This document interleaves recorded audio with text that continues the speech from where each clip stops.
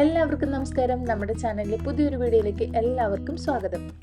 അപ്പോൾ ഇന്നത്തെ നമ്മുടെ വീഡിയോ എന്ന് പറയുന്നത് നമ്മുടെ ചോറിൻ്റെ ഒക്കെ കൂടെ ഇടയ്ക്ക് ഒന്ന് തൊട്ടുകൂട്ടാനായിട്ട് നല്ല അടിപൊളി ടേസ്റ്റിലൊരു നാരങ്ങച്ചാണ് ഇന്ന് ഞാനിവിടെ തയ്യാറാക്കാനായിട്ട് പോകുന്നത്. അപ്പോൾ നമുക്ക് ഈ അച്ചാർ എങ്ങനെയാണ് തയ്യാറാക്കുന്ന വീഡിയോ ഒന്ന് കണ്ടു നോക്കിയാലോ.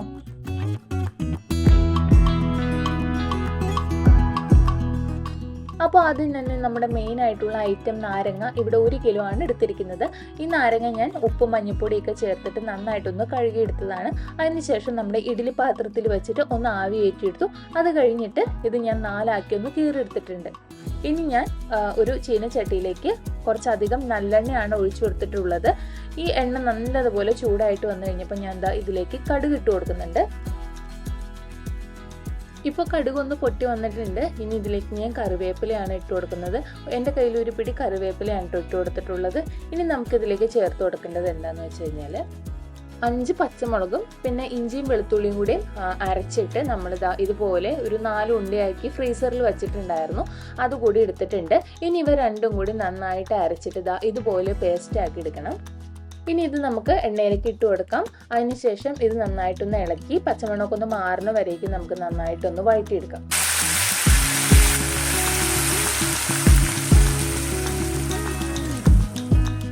അപ്പോൾ അരപ്പ് നന്നായിട്ട് കളറൊക്കെ മാറി പച്ചമണമൊക്കെ മാറി വന്നിട്ടുണ്ട്. ഇനി ഇതിലേക്ക് ഞാൻ 1 ടീസ്പൂൺ മഞ്ഞൾപ്പൊടി ഇട്ട് കൊടുത്തു. അതിനുശേഷം ചെറുതായിട്ടൊന്ന് ഇളക്കി ആ ഒരു ചൂടൊന്ന് ബാലൻസ് ചെയ്തിട്ട് മുളക് പൊടി ഇട്ട് കൊടുക്കാനായിട്ട് പോവുകയാണ്. ഞാനിവിടെ എടുത്തിരിക്കുന്ന മുളക് പൊടി 3 ടേബിൾ സ്പൂൺ എരിവുള്ള മുളക് പൊടി, 3 ടേബിൾ സ്പൂൺ കാശ്മീരി മുളക് പൊടിയാണ് എടുത്തിരിക്കുന്നത്. ഇത് നമുക്ക് ഇനി എണ്ണയിലേക്ക് ഇട്ട് കൊടുക്കാം. അപ്പോൾ എണ്ണയിലേക്ക് മുളക് പൊടി ഇട്ട് കൊടുക്കുന്നതിന് മുമ്പായിട്ട് നമുക്ക് തീ ഒന്ന് കുറച്ച് വെക്കാം. അപ്പോൾ മുളക് പൊടി ഇട്ട് കൊടുത്തതിന് ശേഷം നന്നായിട്ടൊന്ന് ഇളക്കി അതിൻ്റെ പച്ചമണമൊക്കെ ഒന്ന് മാറുന്ന വരേക്കും നന്നായിട്ടൊന്ന് ഇളക്കി വഴറ്റിയെടുക്കാം.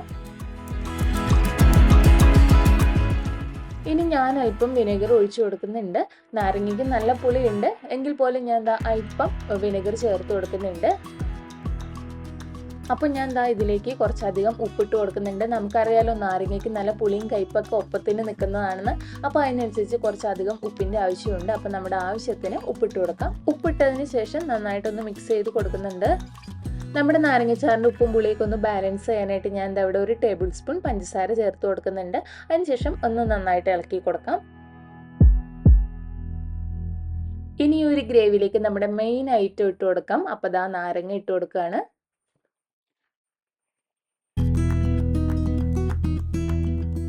ഇനി ഇത് നന്നായിട്ടൊന്ന് ഇളക്കി മിക്സ് ചെയ്തെടുക്കാം.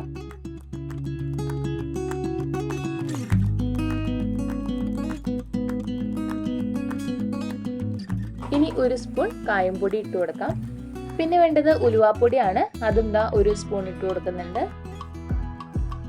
ഇനി ഇത് നന്നായിട്ട് ഒന്നും കൂടി ഒന്ന് ഇളക്കി കൊടുക്കാം.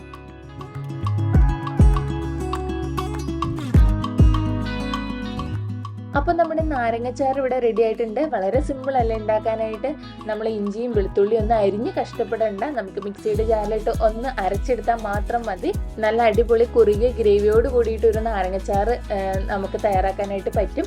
അപ്പോൾ എല്ലാവർക്കും വീഡിയോ ഇഷ്ടമായെങ്കിൽ നമ്മുടെ ചാനൽ ഒന്ന് സബ്സ്ക്രൈബ് ചെയ്യണം. അടുത്തൊരു അടിപൊളി വീഡിയോ ആയിട്ട് നമുക്ക് വീണ്ടും കാണാം. Tata, bye bye.